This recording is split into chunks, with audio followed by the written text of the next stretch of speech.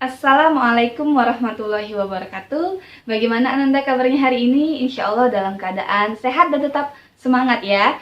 Tepuk satu, yes. Tepuk dua, yes, yes. Tepuk tiga, tuh dua tiga, yes, yes, yes. Tepuk setengah, nyi.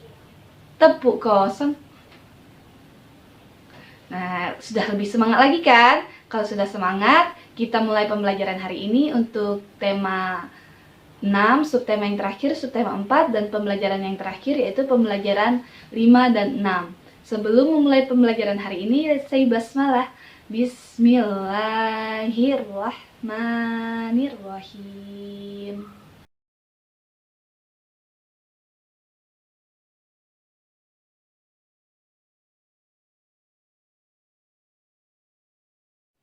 Baiklah, untuk pelajaran pertama, silahkan buka bukunya pada halaman 114. Kita akan membuat laporan kegiatan penghematan energi. Laporan kegiatan penghematan energi ini berisi tentang nama, kelas kegiatan, tempat, waktu, dan deskripsi kegiatan. Pertama kita isi namanya, di sini ibu isi nama ibu ya, Iza Darina Noprianti. Kemudian kelasnya kelas 3B, kegiatan ada 3 kegiatan. Di sini kegiatannya adalah kegiatan penghematan energi. Apa saja kegiatan penghematan energi yang akan kita lakukan? Jadi kira-kira hari ini seperti biasa ibu akan berjalan kaki ke sekolah. Kedua, kegiatannya adalah mematikan AC, dan ketiga, membuka jendela kelas agar angin dan cahaya masuk. Jadi, ini adalah 3 kegiatan yang berhubungan dalam penghematan energi. Kemudian, tempatnya sekolah, waktu, jam masuk sekolah jam 7 sampai jam 12. Dan deskripsi kegiatan di sini berisi tentang kesulitan dan keberhasilan dilakukannya kegiatan. Misalnya tentang kegiatan yang pertama, jalan kaki ke sekolah. Karena jarak dari rumah ke sekolah sangat dekat, berjalan kaki ke sekolah adalah hal yang mudah. Nah, jadi itu adalah keberhasilan yang dilakukan dari berjalan kaki ke sekolah. Kemudian ada juga kesulitan dalam mematikan AC. Kenapa? Ada kalanya menghidupkan AC membuat suasana sejuk. Jadi ketika mematikan AC memang tidak terlalu panas, tetapi karena terbiasa menggunakan AC di sekolah, jadi terkadang sulit untuk mematikan AC. Tapi untuk hari ini saya mematikan AC dan membuka jendela. Kenapa? Karena suasana kelas ramai. Kenapa bisa ramai? Karena hari ini ada jadwal TMT atau tatap muka terbatas ya. Jadi ada yang menghadiri TMT sehingga suasana kelas ramai demi pencegahan penyebaran virus corona. Jadi hari ini AC dimatikan dan jendela dibuka. Seperti itu saja laporan kegiatan penghematan energi yang akan Ibu lakukan hari ini. Silahkan Ananda juga berlatih menulis laporan kegiatan penghematan energi ini. Tulis apa saja kegiatan yang Ananda lakukan di rumah dalam penghematan energi. Kita lanjutkan, silahkan buka bukunya pada halaman 117. Di sini ada berbagai kegiatan yang berhubungan dalam penghematan energi air. Nah, jadi dilihat di sini ada gambar air. Air itu tersedia di bumi sangat banyak. Kenapa? Karena bumi itu terdiri dari daratan dan lautan. Jadi air di bumi itu sangat banyak. Meskipun begitu, kita harus tetap menghemat air.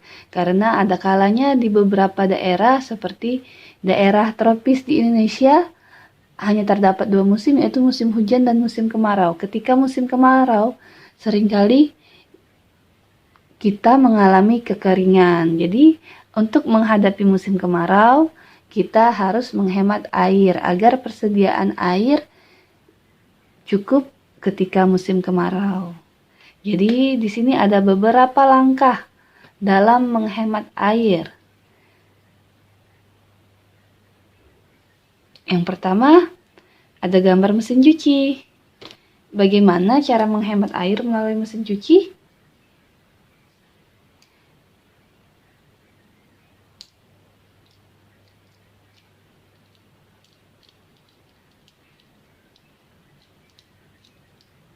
Yaitu gunakan mesin cuci yang hemat air. Nah, jadi sekarang mesin cuci pun juga sudah canggih ya. Ada mesin cuci yang hemat air. Terus bagaimana jika kalian di rumah ada mesin cuci yang 2 tabung, airnya harus diisi sendiri. Gunakanlah air dalam mengisi mesin cuci tersebut secukupnya, tidak terlalu penuh sehingga airnya tidak akan keluar. Jika airnya terlalu penuh, mesin cucinya akan mengeluarkan air sendiri, bukan? Jadi gunakan air secukupnya. Kemudian tentang keran air, ini seperti keran air gambarnya. Nah, bagaimana tentang penghematan dalam keran air? Ya, pastikan keran tertutup rapat ya, jangan sampai masih ada celah sedikit air untuk keluar. Agar tidak ada air yang keluar, jadi benar-benar rapat sekali, jangan sampai ada yang keluar. Kemudian ini adalah shower untuk mandi ya, pancuran air untuk mandi. Nah, jadi untuk menghemat air, gunakan shower dengan aliran air yang kecil. Jadi hidupkan saja sedikit agar airnya yang keluar sedikit atau kecil. Kemudian ketika kalian memakai sabun atau memakai shampoo, matikan dulu showernya ya, matikan dulu. Kemudian ketika berbilas dinyalakan lagi.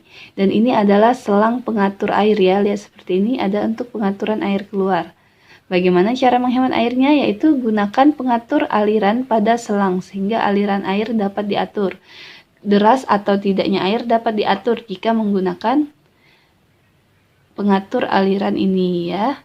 Kemudian di sini ini adalah gambar kloset atau toilet.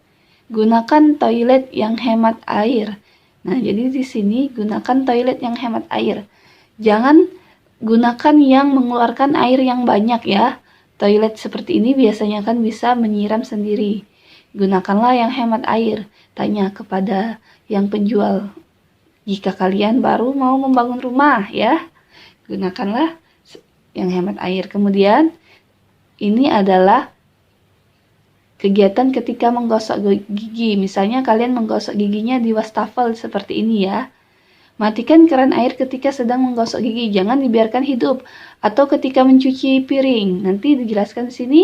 Nah, ketika mencuci piring, matikan keran air ketika sedang mencuci piring. Maksudnya, ketika kalian menyabuni piring, ya, matikan dulu. Dan ketika dibilas air piringnya, baru airnya dihidupkan lagi. Jangan ketika mencuci dengan sabun, kalian biarkan airnya mengalir. Itu adalah sikap memboros air. Dalam menyiram tanaman, gunakan air bekas mencuci beras atau sayur untuk menyiram tanaman. Selain baik untuk tanaman, itu juga merupakan langkah penghematan air ya. Kita kesini dulu. Di sini ada gambar matahari. Tulisan iya tidak iya. Apa maksudnya?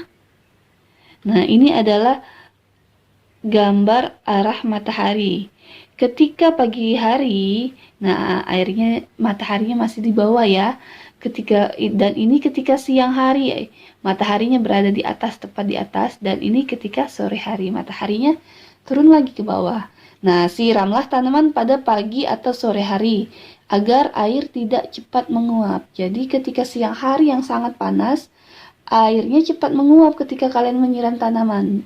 Tetapi pada pagi dan sore hari, suasananya tidak terlalu panas dan sejuk, air dapat bertahan lama di dalam tanah dan tidak cepat menguap. Nah, ini penting sekali. Ketika mandi, biasanya kalian suka bermain air ataupun membuang-buang air. Jadi, ketika mandi, hematlah air ya, jangan bermain-main air. Ketika hujan turun, tampunglah air hujan untuk digunakan. Bisa digunakan untuk mandi, digunakan untuk menyiram tanaman, dan sebagainya ya. Dan yang terakhir, gambar ini ada tulisan sapu, iya. Dan ini silang air, tidak. Apa itu maksudnya? Tidak menggunakan aliran air untuk membersihkan lantai. Jadi Untuk membersihkan lantai itu, jangan menggunakan aliran air. Disapu sampai kotorannya hilang, kemudian untuk menghilangkan kotoran yang menempel di lantai, dipel ya, jangan disiram dengan saluran air. Jadi ini adalah beberapa langkah atau cara dalam menghemat air. Semoga Ananda dapat menerapkannya, dan juga jika Ananda mempunyai kebiasaan yang tidak menghemat air, Ananda dapat melakukan penghematan air mulai saat ini. Silahkan buka bukunya pada halaman 115. Kita akan belajar menghitung bangunan. Kita akan menghitung luasnya ya. Bagaimana cara menghitung luasnya? Jika kalian perhatikan pada gambar, di sini gambarnya ada yang tidak berbentuk persegi atau berbentuk segitiga. Yang ini, nah di pinggiran ini semuanya berbentuk segitiga. Tidak memenuhi peta-peta persegi tersebut ya. Bagaimana cara menghitungnya? Jadi kalau yang utuh seperti ini segi 4, luasnya adalah 1 persegi satuan. Jika yang berbentuk segitiga seperti ini adalah separuh dari ini, yaitu setengah persegi satuan. Jadi luas ini, dua bangunan segitiga ini sama dengan 1 persegi satuan. Jika di dalam buku dijelaskan seperti ini, hitung dulu berapa banyak yang segi 4-nya. Ya, dihitung ada 16. Kemudian yang ini ada berapa? Yang setengahnya ada 8. Kemudian sama dengan 16. Kotak perseginya digambar, ditambah 8 ini dibagi menjadi 2. 8 dibagi 2 sama dengan 4. Maka gambarnya berubah, tidak lagi segitiga, sama dengan 4 persegi. Baru dijumlahkan, 16 ditambah 4 sama dengan 20 persegi satuan. Tetapi ibu ada cara yang lain ya dalam menghitungnya, biar kalian tidak terlalu ribet menggunakan rumus-rumus seperti ini. Yaitu dengan cara menghitung langsung seperti kita menghitung luas seperti biasa kemarin ya. Seperti ini tapi kita hitung dulu yang berbentuk segi 4-nya. Yang segitiganya nanti. Jadi kita hitung dulu 1, 2, 3, 4, 5, 6, 7, 8, 9, 10, 11, 12, 13, 14, 15, dan 16. Kemudian bagaimana yang segitiganya? Yang segitiganya kita hitung seperti ini. Dua angka, dua segitiga segitiga menjadi satu angka setelah 16. Yang ini 17 dan ini juga 17. Ingat harus dua, yang segitiganya 18 dan ini pasangannya 18. Kemudian yang ini 19 dan di bawahnya pasangannya 19. Yang terakhir 20 dan 20. Jadi ada berapa? Ada 20 ya. Coba sekali lagi kita hitung.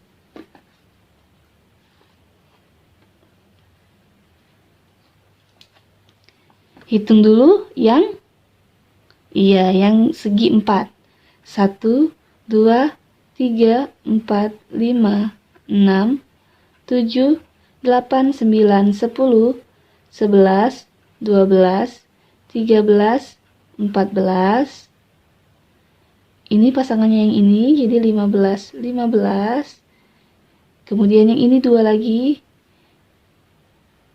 16, 16. Cari lagi yang dua berdekatan, 17, 17. Yang ini berpasangan dengan yang ini, 18, 18, dan yang ini 19 dan 19. Jadi ada 19 persegi satuan. Jika kita mau menghitung manual, ini tadi jumlah kotaknya ada berapa? Ada 14. 14 persegi satuan, ditambah hitung ada berapa yang segitiganya? 1, 2, 3, 4, 5, 6, 7, 8, 9, 10.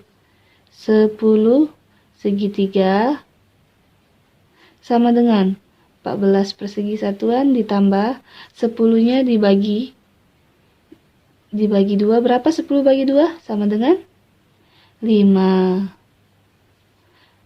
Kemudian baru ditambahkan 14 ditambah 5 sama dengan 19 persegi satuan. Nah, silakan Ananda mau pakai cara yang mana?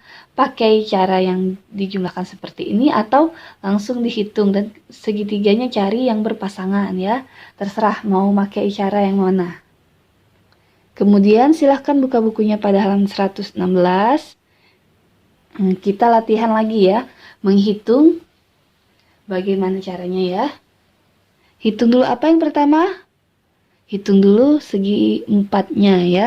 Yang segi empat 1, 2, 3, 4, 5, 6, 7, 8, 9, 10, 11, 12. Dan cari yang berpasangan segitiganya. 13, 13, 14, 14, 15, 15, 16, 16, 17, 17, dan 18, 18. Jadi di sini jawabannya adalah 18 persegi satuan. Kemudian yang ini, Ibu mau memakai cara kedua ya. Tapi kalian terserah mau memakai cara yang pertama atau cara yang kedua ya. Hitung dulu segi empatnya ada berapa? 1, 2, 3, 4, 5, 6, 7, 8, 9, 10, 11, 12, 13, 14, 15, 16, 17, 18, 19, 20, 21, 22. Jadi 22 ditambah. Hitung segitiganya ada berapa? 1, 2, 3, 4. 4 segitiga. Kemudian 22 ditambah 4-nya dibagi 2. Berapa 4 dibagi 2? 2. Sama dengan 22 ditambah 2, 24. Nah, seperti itu ya. Silahkan Ananda latihan sendiri untuk yang ini. Bagaimana caranya? Kerjakan, boleh menggunakan cara yang seperti ini ataupun cara yang seperti ini ya. Kemudian untuk nomor 4, ini menggambar bentuk luas dengan menggambar bangunan dengan bentuk luas 36, 37, 43. Kemarin kita sudah belajar, silahkan Ananda berlatih sendiri jika ingin berlatih lagi ya. Selanjutnya buka pada halaman 120. Di gambar ini diminta untuk menggambar 28 persegi satuan, 39 persegi satuan, dan 45 persegi satuan. Tetapi sudah ada gambarnya. Bagaimana kita caranya untuk mengetahuinya? Kita hitung dulu pertama ya untuk memenuhi setiap ini. Misalnya 28 persegi satuan. Berapa kurangnya dari sini ya? Kita hitung. Caranya adalah kita menghitung saja yang bagian segi empatnya. 1, 2, 3, 4, 5, 6, 7, 8. Nah, kemudian bagaimana lagi? Kita warnai yang bagian segitiga. Ada berapa? Lanjutkan. Ada 8 kita warnai ini. 9. Warnai lagi. 10. Warnai lagi semua segitiganya. 11. Juga. 12. 13. 14,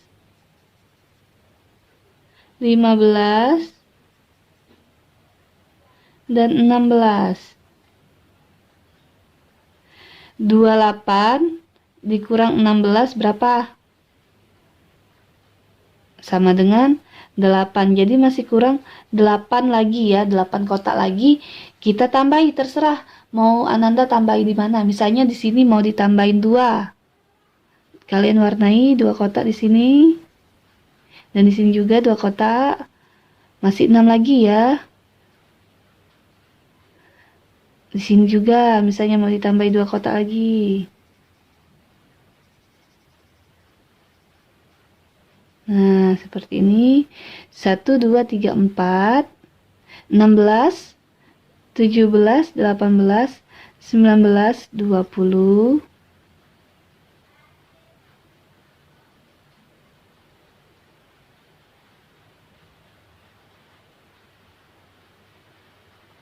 Oh, ini tadi bukan kurang 8 ya, tetapi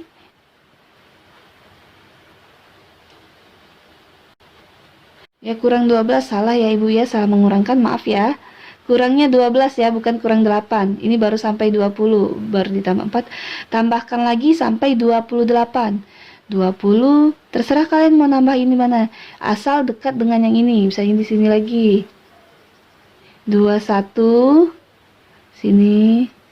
22, 23, 24, 25, 26, 27, dan 28. Jadi gambarnya berbentuk seperti ini.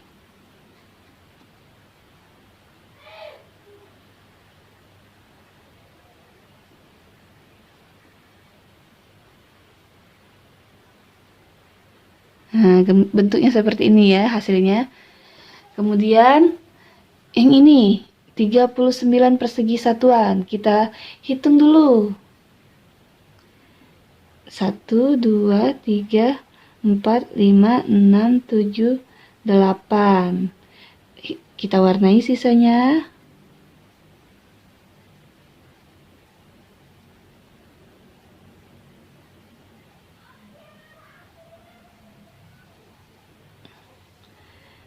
Sembilan, 10, 11, 12. Nah, masih kurang berapa lagi kalau sudah 12? Masih kurang 27 lagi ya. Jadi kalian tambahkan kotak 27 atau kalian lanjutkan saja hitungannya dari 12 sampai 39. 12, 13, 14, 15, terserah kalian mau buat di mana yang mendekati gambar ini, tapi 15, 16, 17, 18, 19, 20, 21, 22, misalnya sampai mau di atas ini penuh ya, 22, 23, 24, 25, 26, 27, 28, kurang 11 lagi, 29, 30, 31, 32, 33, 34, 35, 36, 37, 38, 39. Nah, jadi gambarnya seperti ini.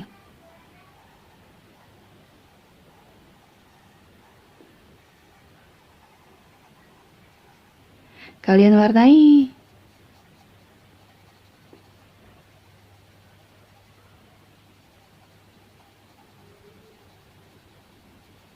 Jadi sesuka hati kalian ya menggambarnya seperti apa. Nah, untuk yang ini silahkan Ananda berlatih sendiri ya. Cukup sampai di sini. Semoga Ananda dapat mengerti apa yang Ibu sampaikan dalam materi hari ini. Kita lanjutkan lagi pelajaran selanjutnya. Baiklah, untuk pelajaran terakhir kita akan belajar tentang hak dan kewajiban yang berkaitan dengan sumber energi. Sikap kebersamaan diperlukan untuk menghemat energi. Agar kelestarian sumber energi tetap terjaga, sikap kebersamaan dapat dilakukan di rumah, sekolah, maupun di lingkungan masyarakat. Menjaga lingkungan merupakan kewajiban dan tanggung jawab bersama. Lingkungan dengan sumber energi memadai merupakan hak semua orang. Agar terwujud lingkungan tersebut, setiap orang wajib melakukan penghematan energi. Contoh sikap kebersamaan dalam menjaga kelestarian sumber energi misalnya 1. Kerja bakti membersihkan sumber air. Dan 2. Bersepeda bersama-sama untuk menghemat bahan bakar minyak. Silahkan buka bukunya pada halaman 119. Di sana ada 2 gambar yang berkaitan dengan sumber energi. Kita akan menuliskan hak dan kewajibannya. Gambar yang pertama yaitu air yang cukup tersedia. Nah, kira-kira dari gambar itu apa hak dan kewajibannya? Mengenai air yang cukup tersedia, haknya adalah menggunakan air. Dan kewajibannya adalah menghemat penggunaan air ya. Jadi itu ya hak dan kewajiban dalam gambar yang pertama. Gambar yang kedua yaitu gambar lingkungan rumah yang nyaman. Apa kira-kira hak dan kewajibannya? Ya, benar sekali. Haknya adalah mendapatkan atau merasakan lingkungan rumah yang nyaman. Dan kewajiban kita adalah membersihkan lingkungan rumah dan menjaga kebersihan lingkungan rumah. Jadi itu saja ya. Alhamdulillah telah selesai pembelajaran kita pada hari ini. Semoga apa yang Ibu sampaikan dapat bermanfaat bagi Ananda semua. Dan ingat, jika Ananda masih kurang mengerti dapat langsung menghubungi Ibu ya. Dan kita akhiri pelajaran hari ini. Let's say hamdalah. Alhamdulillahirabbil alamin. Jangan lupa hari ini akan ada latihan seperti biasanya. Kita akhiri. Wassalamualaikum warahmatullahi wabarakatuh. Jangan lupa like, subscribe, dan komen-komen.